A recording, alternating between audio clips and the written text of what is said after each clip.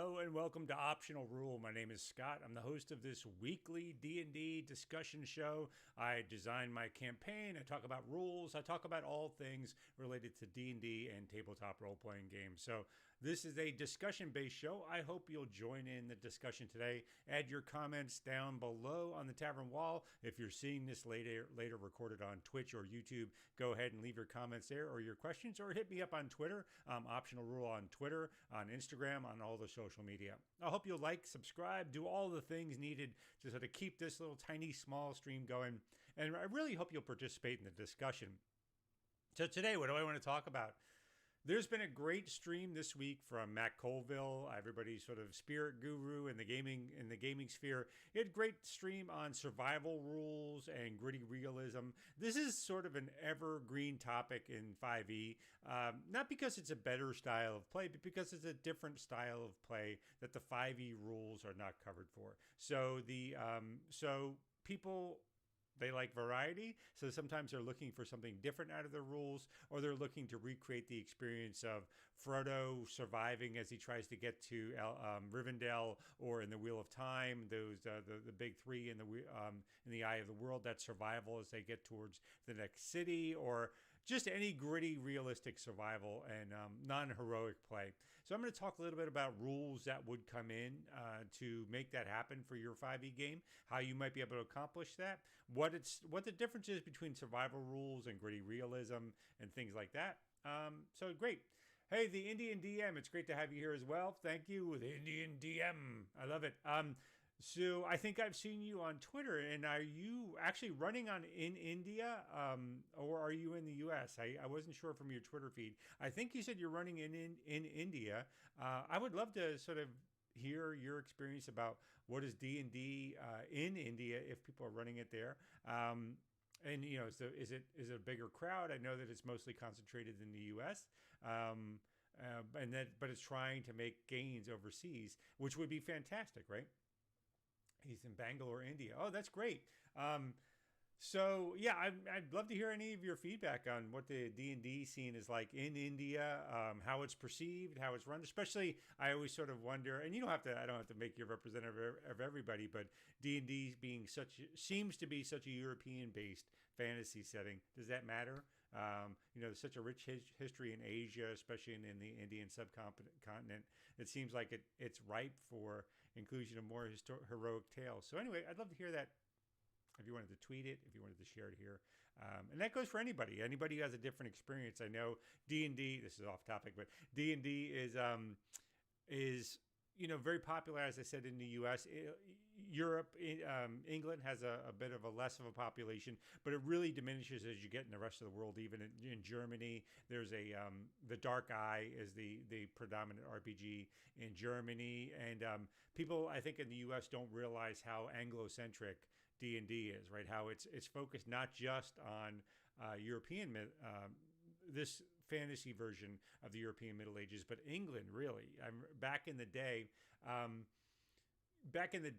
when I say the 80s, in the first edition D&D, there was this module called Castle Amber, which people get confused with the Chronicles of Amber series. But anyway, it was based on a French myth.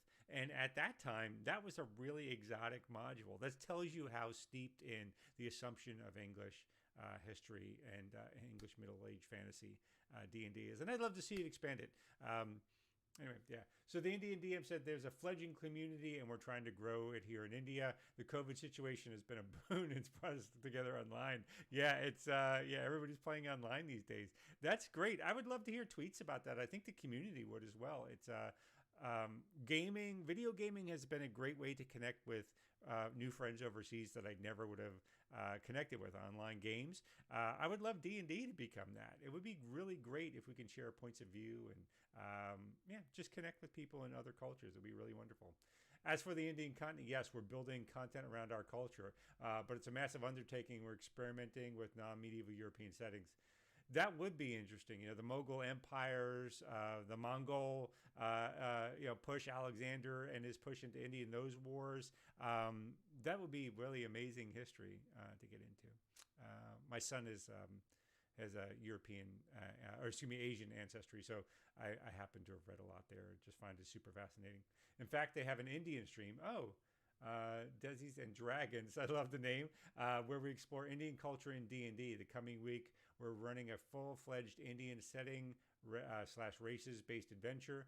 I'll tweet you when you go live. Oh man, that would be so interesting. Yeah, I please do, and do it ahead of time. And I would love to sort of amplify that with a retweet and put it out there as well. Man, that would be super interesting. Yeah, please keep me informed. That would be great. All right, so let's talk a little bit today about gritty survival rules and what that is in D&D.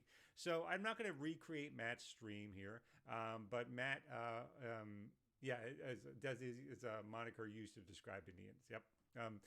You use that term, so I think in the U.S. I wouldn't have brought that out, but since you used it, I'm just reading that. Yeah, so talk about gritty survival rules. Matt Colville had a great stream earlier in the week talking about survival and gritty rules. Not quite the same thing, by the way, but what that gameplay involves. And that D&D is a heroic, 5th edition D&D anyway, is very focused on heroic fantasy and heroic gameplay, which means that the characters are focused on helping people, defeating evil, and being heroes, right? They're not focused on, they don't worry about small things like how are they going to eat that day, whether they have a disease. Hit point recovery really isn't that big of a deal in D&D, and that's not a problem. I want to be clear as we talk about these different types of gameplay rules. It's about gameplay diversity. It's not about one type of play being superior to another. We get a little toxic about that in the D&D community, seeing one type of play being better than another. It's all good. It should all be on the table, and we should all have some way to pursue the types of games and gameplay we want, and change things up every once in a while. So let's define a little bit about what survival and gritty play is. So survival and gritty play is really about, I'm going to take some, is about the hardship of the world, right? So it has some elements that D&D does not. So it's leans heavy into attrition. So attrition being loss of hit points, disease, etc. It leans heavy into resource management in the strategic play, right? Strategic resource management. So what does that mean? So D&D heroic play is there's heavy resource management, but it's entirely focused on the encounter, right? You're just trying to get from one encounter to the next encounter, and maybe you have fewer resources going into the next encounter, but your entire mindset, your entire D&D 5th edition mindset is focused on what abilities am I wanting to use right now in this encounter, and what abilities do I want to hold on maybe to the next encounter. Strategic resource management is more around planning for the days and weeks ahead. Do I have enough ammunition to maintain my fighting capability? Do I have enough food? Do I have enough water? It's about that. Can I get into a place where I can heal better, where I'm not just healing overnight? So that's an intrinsic element of gritty and survival play. Now I'm going to differentiate gritty from survival in 1 second, but this is really on the survival element. So you have to lean heavily into that resource management piece. Now, and again, if that's not your play style, or that's not what you're looking for out of D&D, there's absolutely nothing wrong with that. That's totally fine to stick to heroic play. I like a variance of play with different groups. This leans heavily into gameplay mechanics around these elements. So gameplay mechanics around attrition, management of loss of hit points, gameplay mechanics around strategic resources. Why? Why is that important? That is important because people play the game they're presented with. Now, people dismiss some of the wound stuff in 5th edition or survival elements by just saying you should do it in the narrative. There's a truth to that. You should acknowledge things in the narrative, but you have to, when you're playing a game, you have to acknowledge the world the characters are living in. So while you might have a cut or have had a fierce fight that day, you can't ignore the fact that you're just going to take a nap, wake up the next day, and could be completely healed. You really can't. I mean, doing that is a bit of a cognitive disconnect, right? You can't you have to acknowledge the world that you're living in. So if you're healing completely every night, if you don't worry about diseases, if you don't worry about eating food, if you don't worry about taking small bits of damage here and there, it's hard to really lean into that gameplay wise. So the system matters in terms of the overall feel and theme that the game is going to take on. So that's why this is important. There's other things around sort of like prevention, caution. The downside is you can lean into sort of turtling where players get too afraid and they begin to turtle, and you don't want to do too much of that. But anyway, those are the elements of survival play. And also, so let me talk quickly about differences between, I'm going to prep this for a blog post this week, by the way, differences between survival and gritty play and gritty. So they can be separated. Grimdark is a very common style of play that's getting a lot of play. Like Grim Hollow is a great setting that's come out to that. People talk about Grimdark play. Professor Dungeon Master over in Dungeon Craft talk about it all the time. Those are gritty play means that the gap between survival and the gap for survival is small. Now it's related. It's adjacent to survival. But gritty is really more about the fragility of life and health. And survival is more about the management strategy to maintain that life and health, right? So I don't know if that's apparent, but one is about the fragility of life and the other is about the mechanism and survival is about the mechanism you use to maintain that life, right? And that in all cases it's fragile, but that's what it is. So these can be mixes of things that go together, but you can focus on them a little bit differently in your game. So you can find gritty survival in old school revival games. You can find it in Grim Hollow, like I said. But I think that they're incomplete in lots of ways, right? They're missing aspects of either the attrition or the strategic resource management or the prevention and things like that. So I'm going to talk a little bit about my rules that I have used in different scenarios with parties that were interested in.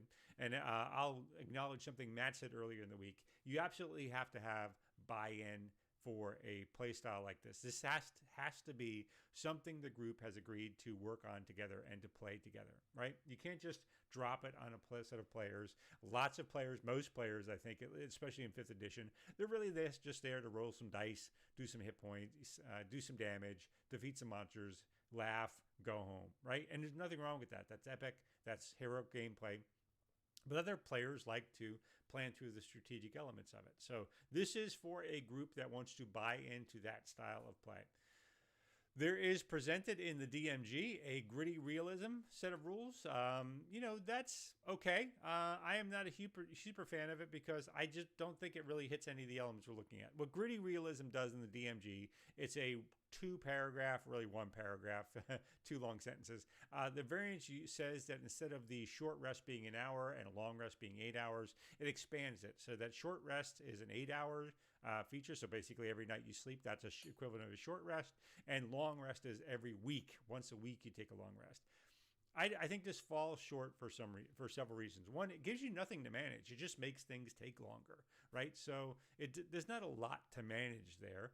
And the other is it includes things that maybe shouldn't involve in that. There's lots of rest per rest or per short rest character class abilities that come in. There's lots of like, what about spell refresh? Or and it doesn't fit a lot of adventures. So I think just broadly just saying we do rest differently. Hey, Fever Dream Studios, it's great to have you here. I'm talking a little bit about survival rules. So I don't think this fits because it just affects too many things in an uninformed way, right? It doesn't really introduce strategic resource management that I'm talking about. It doesn't really introduce sort of that fragile nature. I should have put that up here. Fragile nature of health, right? It does address attrition, but yeah, I mean, what does it really do? So let's talk a bit about fragile nature of health. Hopefully this is still running. I wrote a small script. Sorry, you're looking at code. I've been messing around with code. Yeah, honestly, Fever Dream Studios thinks it's poorly named. I'd love to hear your reasoning why before me giving you my reason why I think it is, but I agree. I'd love to hear your reasoning why. I wrote a set of script this week, just a small duty script that helps do a combat simulator. So, like for here, so I'm using this to express the fragility of life. I want to express to everybody, like, what is the fragile world that a commoner lives in, right? That the difference in gritty play, the gap between a player character and a commoner is not as large as in heroic play. It's there, they can do a lot more, but the characters live day to day with more of the fragile reality that normal people do. So let's look a little bit about what normal people have to live with. So Fever Dream Studios is saying gritty realism. It's less about realistic and more about slower paced combat wise. Yeah, the gritty realism. I agree. It just slows things down, and it's more of a pain for the game master because now you just have to. Your pacing is all off. Like just noodling pacing. That's not a gameplay element, right?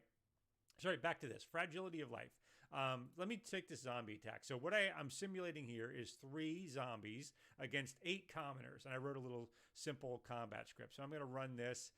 You'll see a bunch of text here, but getting to the end, the monsters win with 2 alive, right? So they hitting the zombies are hitting these commoners and doing damage, and they're dying. So the 3 zombies just tear through 8 commoners and just ruin their day. So let's run about 9. Let's see 3 zombies against 9 commoners, right? What would happen then?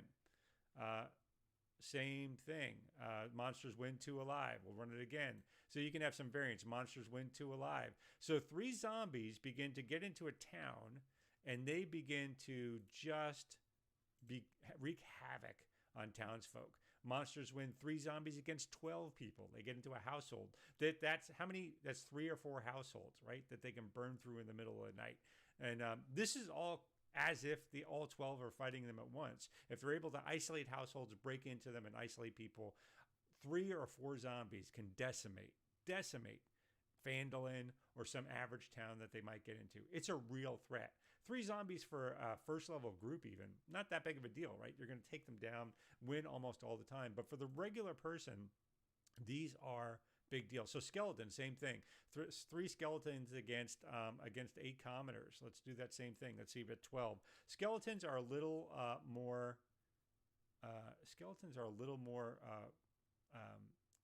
Fragile. Here, I'll show you why. Here, just won't die. That's a little piece of script.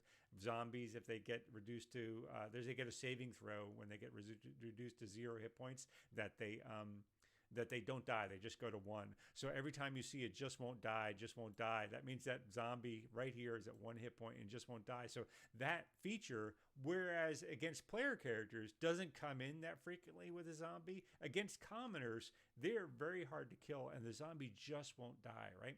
So 3 skeletons against 12 villagers. The villagers win with 10 alive, right? So that's a totally different scenario. But still, the 9, let's go down to 9. I bet you the skeletons start to win probably in that 9 scenario.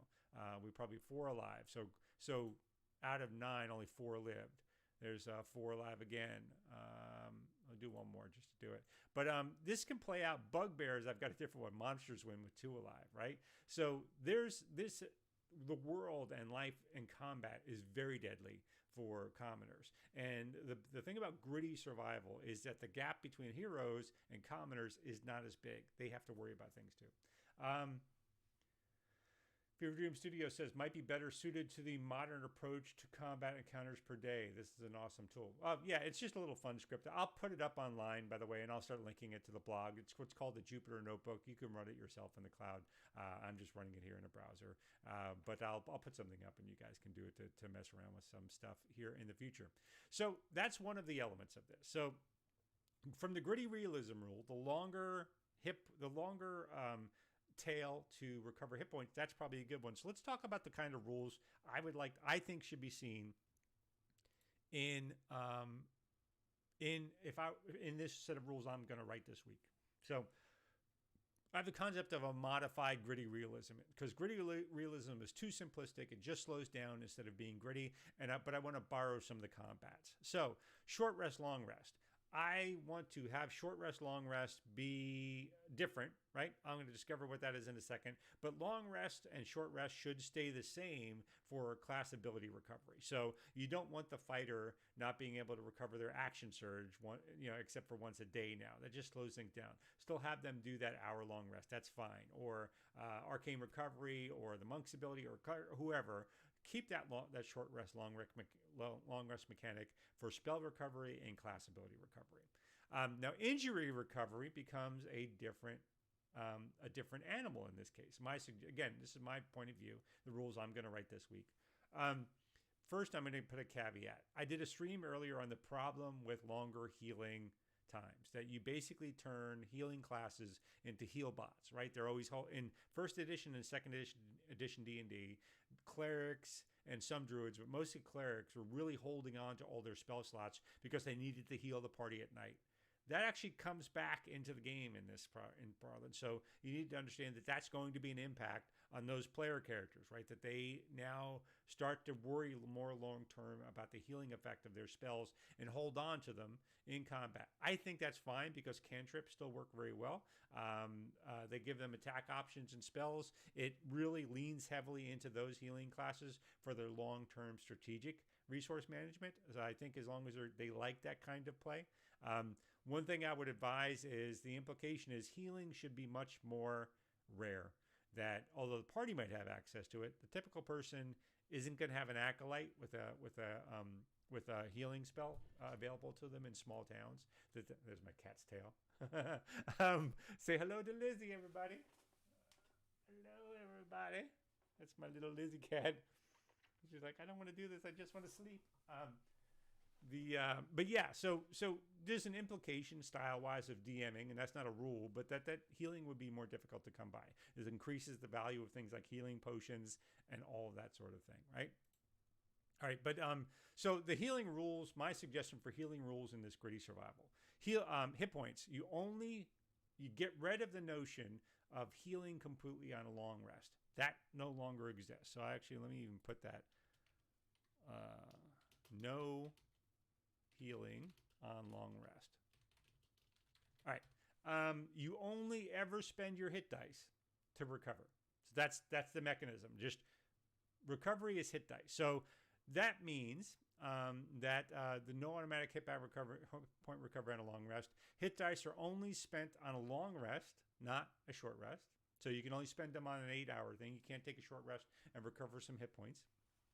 And then on a long rest, you have to meet certain conditions. There's 4 conditions I have listed that for every one you don't meet, you reduce the die being rolled. So in other words, you have to have a comfortable place to rest, a good meal, sleep, and a healer's kit, right? With a medicine check. It's probably actually a medicine check, and healer's kit maybe gives it advantage. But those are the 4 things you need. And for each one you don't have, the type of die you roll goes down 1. So if you have a D8 for your hit die, if you're missing 1 of these, it goes down to a D6. If you're missing 2 of these, it goes down to a D4. If you're missing 3, 1 hit point. That's the most you can heal for a long rest. So that changes dramatically the healing mechanic, right? There's still spells. People will lean heavily into spells, but damage becomes much more of a serious resource draw for groups, right? You only recover hit dice once per week. So no long rest, and you use typical the hit dice recovery mechanic is a little different. Every spent hit die that you've used to heal, you roll at the end of the week, and it's just high-low. If you roll low, right? If a D10, if you roll 5 or below, you don't recover that hit die. If you roll 6 or above, you do recover that hit die. You get to add your con modifier to each one of those dice for the recovery. So this becomes a much more longer mechanic. And what the effect of this is that if you just have one fight on a single day, you can pretty much recover that night. Okay, it just starts to attrit over a longer period of time. That if you blow all of your hit die for healing that first night, you don't have a lot of rest left for the rest of the week. You have to resort to spells or something like that. So those become a much more attrition of hit points becomes much more of a relevant mechanic. The other thing that does is you really want to get out of designing adventures with massive boss fights, right? That's going to be really rough because most players, they're going to get through a series of adventures through that entire week, probably without all their resources, right? So they're going to be much more resource constrained. And then smaller fights, just losing hit points at all becomes a much more bigger prospect. So that's my simple rules for hit point recovery. I think if you go to that, damage and ability drain, that needs to change. Where right now, drain, you recover drain and ability damage every night. You just recover it all in a long rest. I think that actually should be a point a night, or takes a. So here, I'd love to hear your thoughts on this. What I'm debating here is either you just give it some sort of flat modifier, which is you recover 1 point a night, or you do something like it takes a hit die to recover one of these things. So you have to spend a hit die. You don't get to use it on hit points, but you get to recover an ability or drain. I'm wondering if that's a little harsh, but how often does drain and ability damage happen, right? Not that much. So I actually think so. Let me write that roll down. You have to spend a hit die per point of recovery. That may not. Let me see. So drain and ability damage are different. Ability damage is usually in the form of pips. 1, 2, 3, 4. Drain can be pretty big. Like a vampire that hits you and drains you. That's more on the line of hit points. So you have to spend hit die for each, I'll say. We'll say spent hit die specifically on drain. So for drain and ability damage will be different. Drain. Come on, buddy. Drain. Spend hit die specifically to recover drain. Drain. And ability damage.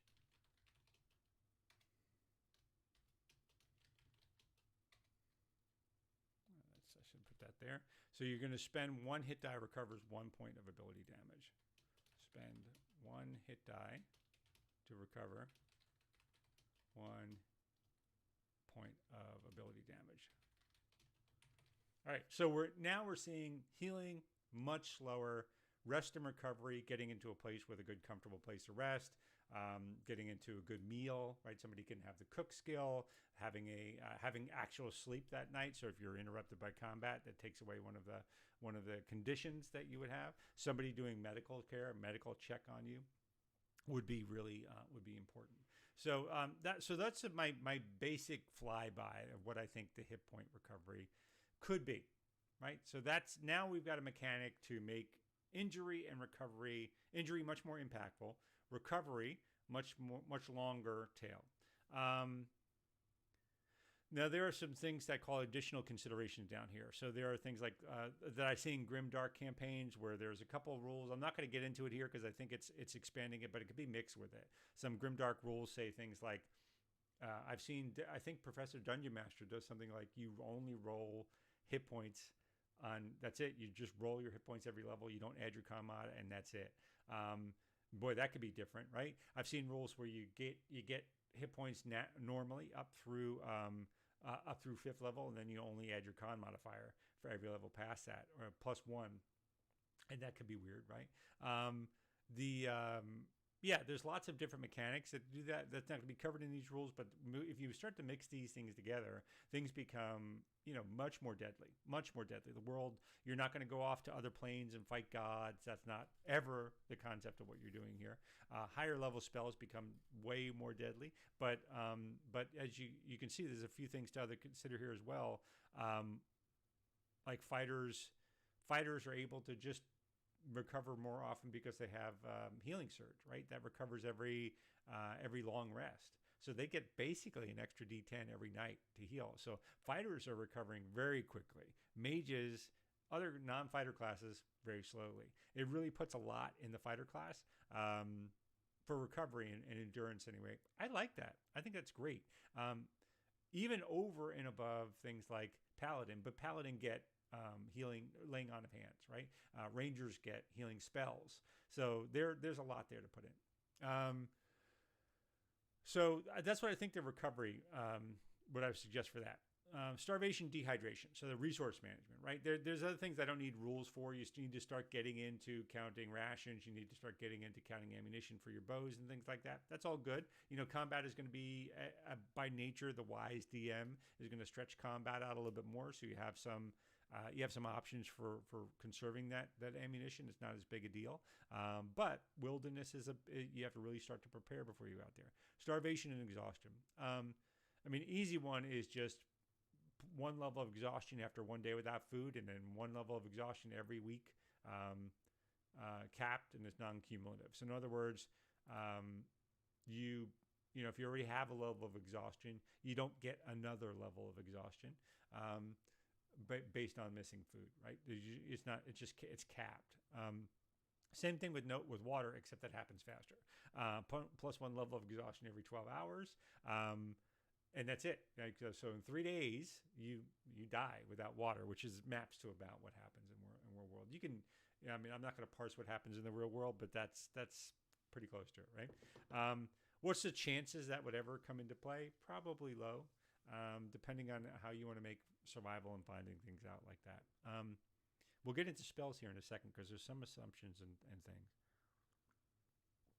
So let's talk about additional considerations.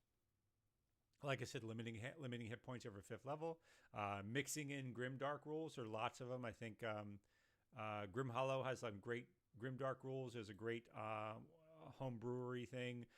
This is an OGL wilderness survival guide. This is interesting because this is not actually survival, which is weird. It brings out some extra dangers. It tells you how to craft some extra things, which are great, and how to get extra materials. But it doesn't actually. None of these hit point rules are there. So this mixes really well with something like that. And it's not that additional rules. I'm a bit of a rules maven, but again, you have to have rules if you're going to have gameplay, right?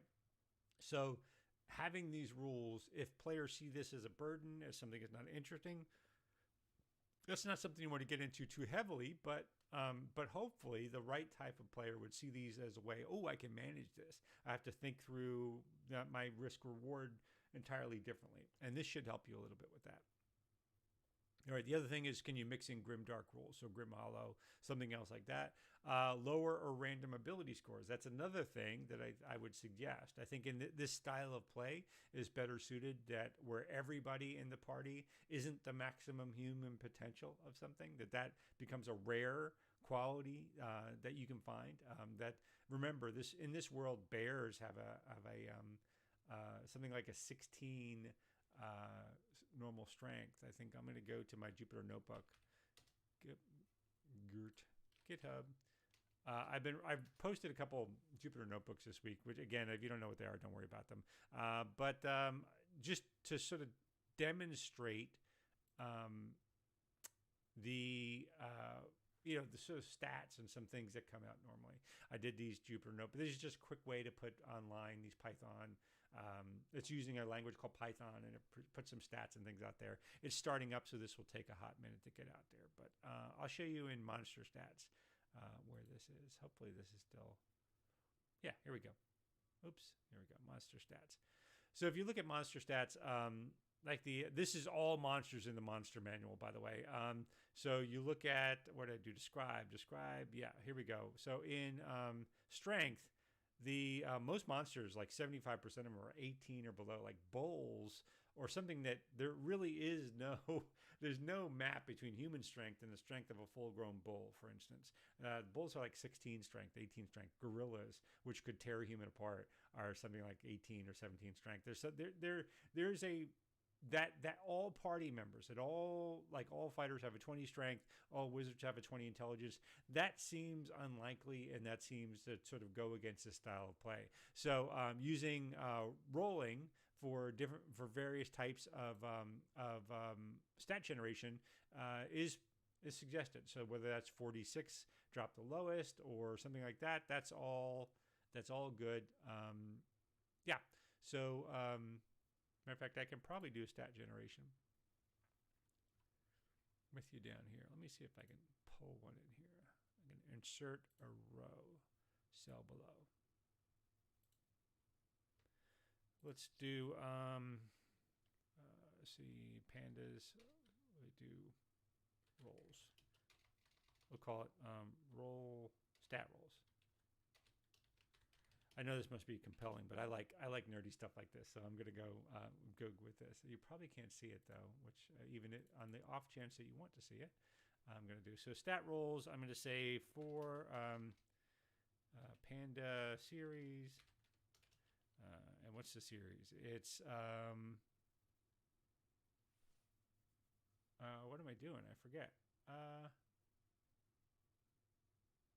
I'm not going to sit here and think it through. So I have to do 4 anyway. I'll post something on Twitter about what the but I think the average on 46 drop the lowest is something like 12. The average on 3d6 is something like 10, right? 10 or 11, and it's 12 or 13 with 46 drop the lowest. So that's a good stat distribution, right? You get a good stat would be like a 15 would be a really good stat, but 18s are extremely rare. 20s would be possible, but pretty rare as well. So I mean, there's the assumption that those stats are lower, and people so again, the core principle is that the average adventurer's experience does not depart vastly from normal humans in the world somewhere, that they still have to worry about damage, they still have to worry about struggling to survive, they still have to worry about defeating any creature is difficult for them. So that's what this is. The other thing to consider is the sanity rules, which are okay from the DMG. I wish they wouldn't call them sanity. I wish they would call them stress or mental stress or something like that. But some version of sort of exhaustion mechanic, or like another exhaustion mechanic, or stress, how much stress you're under, that's something that you can consider. And then you have to start considering sort of other edge cases, like spells, like what spells are in D&D are not conducive to survival, like that undo one of the things I call rock paper scissor gameplay, right? That low level gameplay, low level spells immediately sort of invalidate any of these mechanics that you bring in. So I think that let's look at some of these spells and what we might want to do instead. So Bane, Bless, nope. I know like Good Berry is a great thing to worry about. Charm Person, Colors, Break Command. Create or Destroy Water, first level spell, right? I don't think that there's anything to be done about that. I think creating up to 10 gallons, that's a lot. I think that works. I think it's, if a cleric comes in and they want to blow that first level spell per day to do it, I think that's fine. It does undo all of the survival mechanics around water. However, how often is that really going to come into play? I don't know that that's actually a bad thing to do. But cleric, druid, oath of the open sea, and fathomless, they always have it. So let me list that for the blog post. So spells, create water. What else do we got here? 2.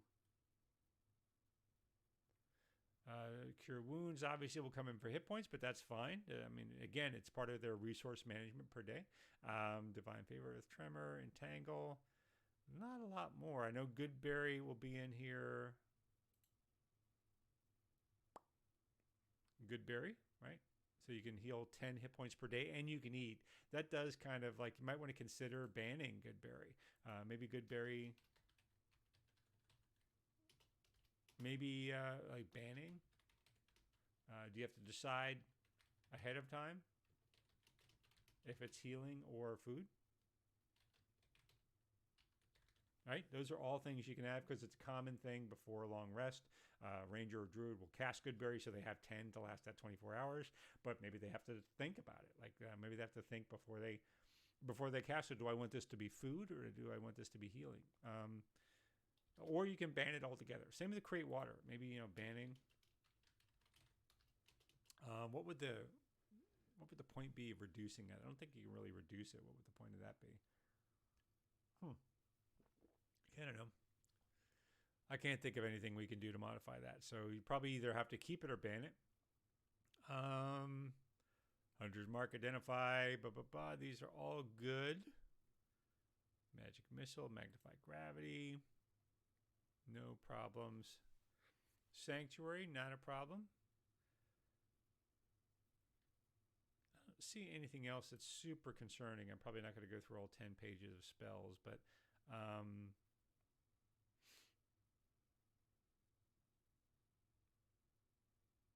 yeah, darkness. Because I think these are all good. I think these are all good. So there's just a couple of small healing spirit.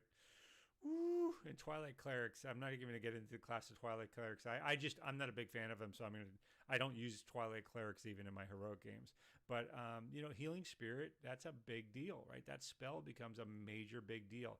You can call forth a Nature Spirit to soothe some of the wounded until the spell ends. Whenever you or a creature you see moves into the spirit space for the first time, and this lasts a minute, so you've got 10 rounds.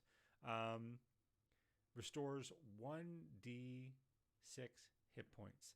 And you're going to get into all kinds of arguments with players, right? Like, can 2 of them stand in that 5 cube if they hug? Can 3 of them? If the 2 hobbits stand on each other's shoulders, like what's the what's the number of people who can crowd into a cube? Yeah, I think you're going to have to decide about that. So certainly Healing Spirit is a problem because you can do 10d6 healing per night. That's okay. You're spending a 2nd level spell slot. Decent. Yeah, maybe. So what are my suggestions for that? Healing Spirit. Again, you can ban this. You can decide that the rest requirements apply. So rest. So what does that mean? You go up to healing up here. You have to have a comfortable place to rest, good meal, sleep, healer's kit, medical care. That applies to this as well. So if you're casting this out in the middle of some swamp without a good camp built, you reduce it from a D6 to a D4. Likewise, so you really have to have lots of things to make this worthwhile in the wild. Yeah, so I don't know.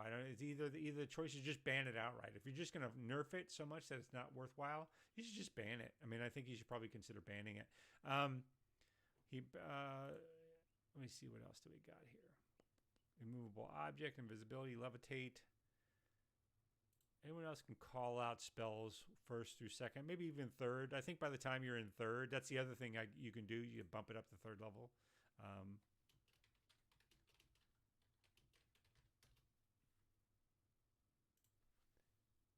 Tasha's Mind Whip, Warding Bond. Vampiric Touch would become a big deal, but at the 3rd level spell. Yeah, so those are the big ones that I think you have to really worry about. Then there's ranger abilities and backgrounds. I know there's even a background that lets you always find something good to eat, which is a weird background because I think it's something like even if you've never been to a place before, somehow you magically know it so you can find food. So anyway, I think those are all game. I think that can make a decent survival. So those are some considerations that I'll write in when it comes to spells. Edge cases, right? What are things that happen, like the second wind from fighters? I actually don't think I think the second wind ability is just fine for me. It basically gives fighters and fighters only a 1d10 extra hit points. That offsets the healing ability the paladins and rangers are able to get, right? So fighters are more resilient. They maintain that resiliency. And taken as a whole, fighters and paladins and rangers are recovering a lot quicker than their rogue and cleric, rogue and wizard counterparts. Something to think about here, though, is do I want to make it even better? Because when I say even better, is it subject to the rest, right? So I'm going to say this is not subject to the long rest conditions, right? Because then fighters are able to just recover it through the force of their will and their sort of internal fortitude and grittiness. Okay, I like that. I think that's a good set of rules. I think this will make a great post this week. I'm going to post this up this week. Now let's talk a little bit about adventures and using this in the real world. So not all adventures are appropriate, right? Not for. I saw somebody send me a PM. They want me to run that Fight Club thing again. Yeah, so I have a couple of previous ones set up. So let me see if I can clear all cells. Cell type, all output, clear. So I have bugbears. I basically set it up so far as skeletons, bugbears, and monsters. So let's go over to bugbears. And it's the number of bugbears. So let's see what 3 bugbears can do to 12 humans, commoners. And again, these are commoners, right?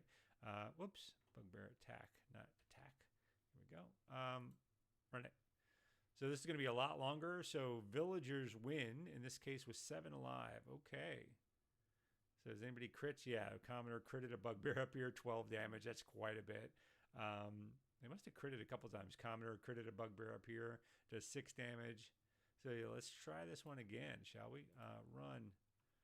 And monsters survive with 3 alive. So there were 3 originally there. Monsters with 3 alive.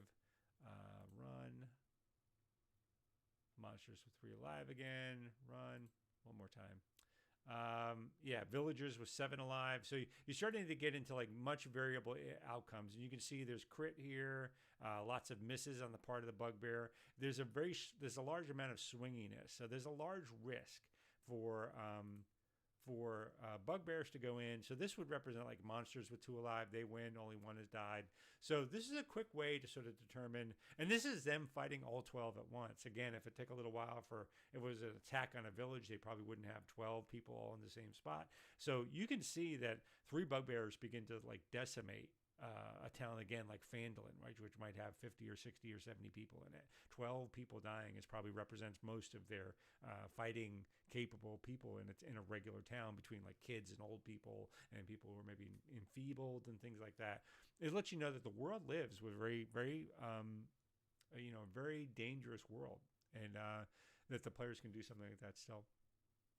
Sorry, I'm glad you like that. I'll post that online so people can take a look at it sometime. I did post this online in Twitter.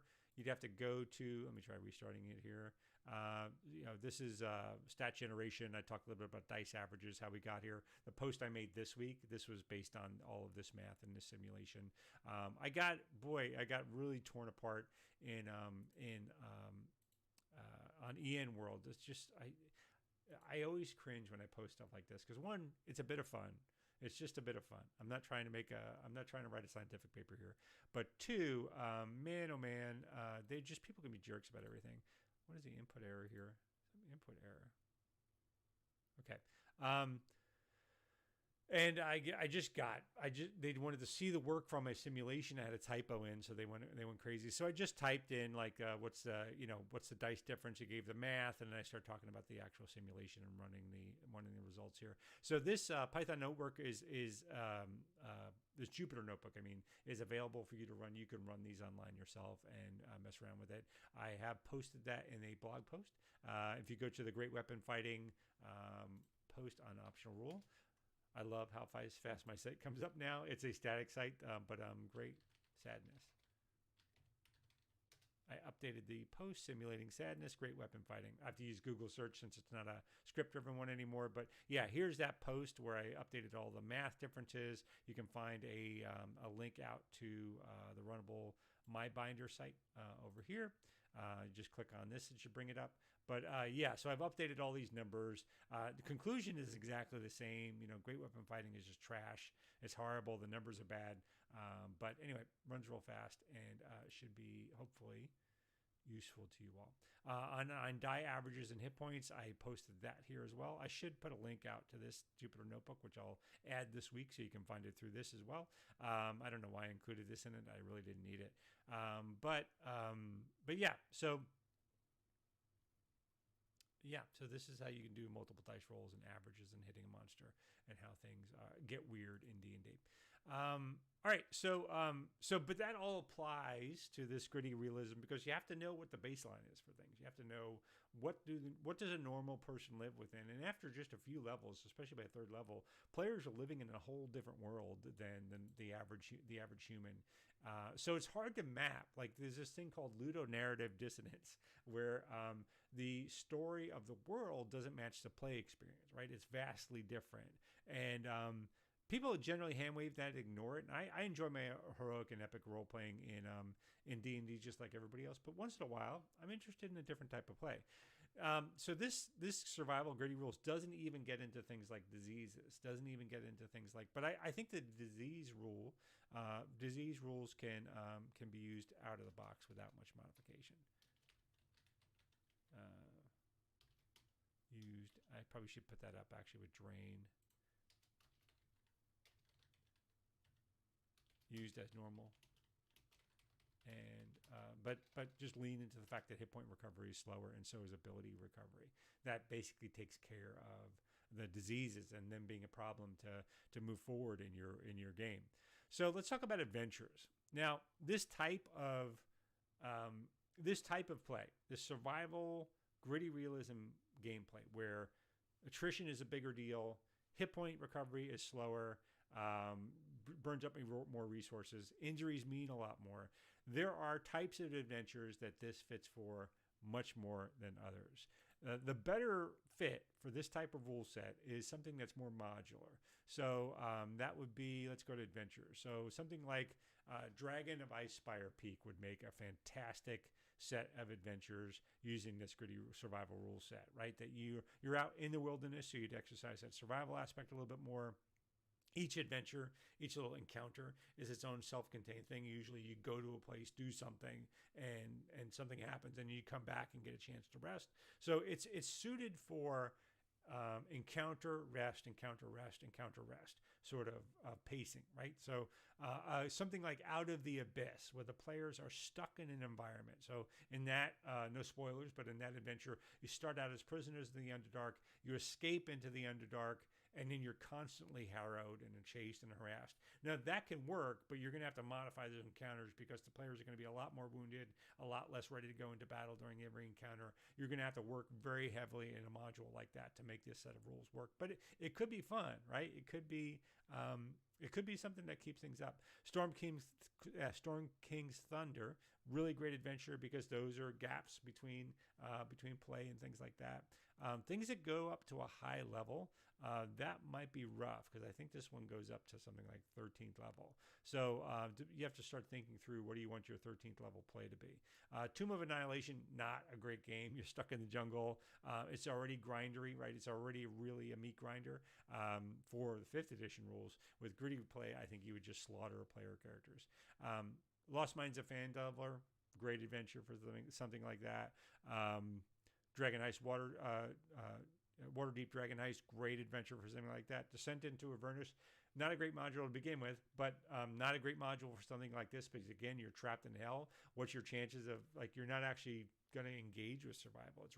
It's something you can't really do well, or it would take a tremendous amount of work on the game master to make it fit. Surprisingly, I think Icewind Dale actually would work fairly well for it, although that module already requires a lot of work on the part of the game master to make it work to begin with. But if you're already putting that in, I'm running the Frostmaiden campaign right now. If you're already putting in that work, it's not going tremendously out of your way to put that in. Again, though, this is an oppressive form of play. So you have to choose the right party that they want to engage with these mechanics, because they can get tired of it very quickly. Something like Ravenloft, actually, I think that would fit. Being in Barovia, having to find find pockets where you can get resources and rest a little bit. I think that could work really well. But you need to be conservative in terms of how and where you're applying this rule set in your adventure experience. All right. Other things you might want to consider as well, like limiting spells like Revivify, right? Maybe you don't want that. So spells, Goodberry, Healing Spirits, Revive, it's a Revivify. I would say ban it. It's basically, a paddles. It's bringing somebody back from the dead, like clear, and then jump starting their heart, bringing them back. I think you want to sort of ban things like that.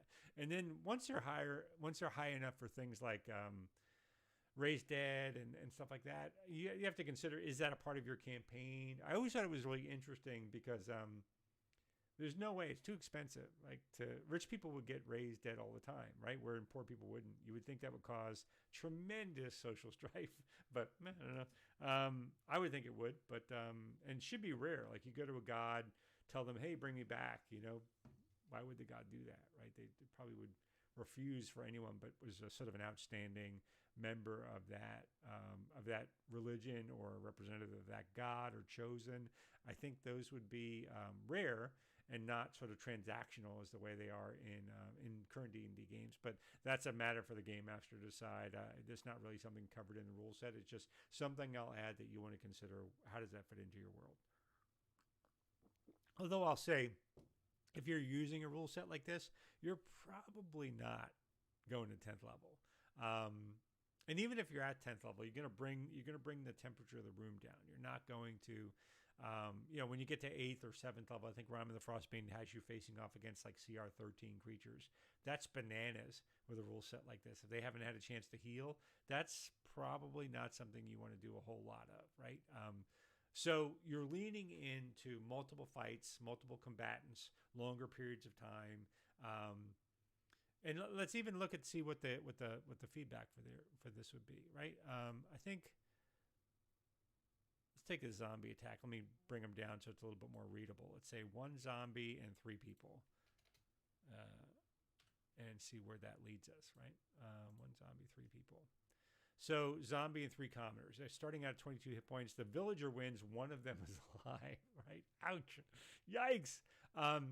Yeah, and that's only because this commoner right at the end crits this zombie who's already been just won't die, right? We've already had this problem of the zombie not dying for one, like he's already down to 1 hit point and or 2, and just wouldn't die.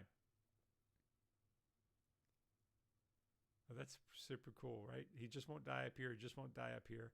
So he just won't die. Zombie hits a commoner and kills him like another person. And he was doing that for quite a while. Just won't die, just won't die. Yeah, so they had this desperate fight with the zombie where they get the zombie down to just a few hit points, and they're trying to take him down. They're trying to take him down, and he just won't pass, right? He won't die. And finally, the last guy crits him and takes him out. Because if you crit a zombie, they don't get their save. So that's great. But there's 1 civilian left, right? He did not get hit, so he has 4 of his hit points left. All his comrades, bad shape, so he didn't have to recover. But let's see what recovery would be like for him. 2 alive. There's this commoner, and a commoner 1 hit point left. So they're rolling a d6 every night. Actually, they're rolling a d6 once because they're 1 hit die creature. They roll a d6 once on their first night. Recover those hit points. Average is going to be 4, maybe 3, but if they roll a 2, they're wounded for the rest of that week until they recover it. And that's only if they have a good place to sleep, they have a good meal. If they don't, they're rolling a d4 or they're getting 1 hit point back. So this has the potential. Let's say that this civilian is out in the middle of, this commoner is out in the middle of the woods. They have 1 hit point left. Their normal max hit points is 4, so they're very vulnerable. But they don't have a great camp. They don't have good food to eat. Don't have medical care. They're stuck with 1 hit point of recovery per hit die that they spent. So the first night, they're able to get the 2 hit points, and that's it for the rest of the week until they recover their hit die. And they're not even guaranteed. So this has the potential for a commoner, for this to take weeks for them to recover. That's the potential we're talking about for the rest of the world, that's what we're trying to achieve, right? It's the potential of serious injuries really taking you out for weeks at a time. That's what this set of rules would do. All right. If you have any thoughts on this, I'd love to hear them. I'm going to go ahead and wrap the show up here today. I know I'm smacking in your mouth with my drinking. And I know I've had some audio problems with this, some clipping, and I got a new computer, and for some reason, I've been trying to mess with the sound, but seeing what I can do about it. But hopefully it's a little bit, the sound is a little bit better this time around. If I'd love to hear your feedback, though. I am going to go ahead and wrap the show up here today. I hope this was fun for you. My campaign was off this week, so I had to just revert to rules, so I'm all prepped for it. And I think I might run some online sessions with some of this and see where this goes. For groups that are interested in like a 3-session game or something like a one-shot that takes 3 sessions. But I appreciate it. Thank you so much for joining me. I hope you enjoyed this design bit. I'll post some of this. I'll post the survival rules in a blog post this week. I'll post some of the links to the Jupyter Notebook so you can mess around with that yourself. But until next time, I hope you have a great time. I hope you'll join me each week at noon Eastern time on Saturday when I stream for D&D discussion or a session prep or talk about all things D&D. I hope you'll engage with me on Twitter. I hope you'll go to my blog at optionalrule.com and engage me in all kinds of ways. I'm Optional Rule on Twitter. Hit me up there if you have any questions, comments, or things that you want to add to this discussion. I really hope you'll do the social media things. Go ahead and like, subscribe, all the things. And please share it through your social media if you found any of this interesting. Thank you very much for joining me today. I really appreciate it. We'll be back next week with more D&D discussion. I hope you join me then. Stay happy. Have a great time. Remember, fun is not optional. Thanks, everybody. I appreciate it.